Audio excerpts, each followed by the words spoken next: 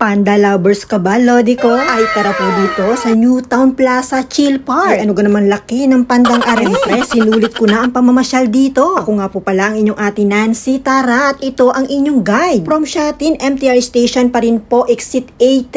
Paglabas natin, mall na yan. Ang Newtown Plaza. Basta dire-diretso ka lang dyan. Pakanan nga lang po ang lakad, Lodi ko, at malalampasan natin ang Pola. Dito po yan sa level 3. Lakad lang po at lalabas tayo. Welcome! Ito na po ang Chill Park. Ang cute nga ng mga display dyan na panda. Ulitin ulit ang selfie. Kahit saan nga po dito sa Hong Kong ay talaga naman mag-i-enjoy ka sa dami ng pwedeng galaan na magagandang decoration. Kahit nga pagod, enjoy naman. Sama ang tropa para may photographer ka. At tutungo naman tayo sa level 1 dun sa hagdan. Pasok nga po ulit tayo ng mall at bababa tayo ng escalator. Pupuntahan nga po natin yung mga panda na display. Pagbaba nga natin mga lodi ko, isa pang baba. Ayan, sa gilid, andyan na po yung mga display na maliliit na panda. So that time, nahirapan akong makiselfie kasi ang daming nakaupo. Andyan, o diba, ang dami nila. Enjoy again mga lodi ko. Thank you so much. Bye!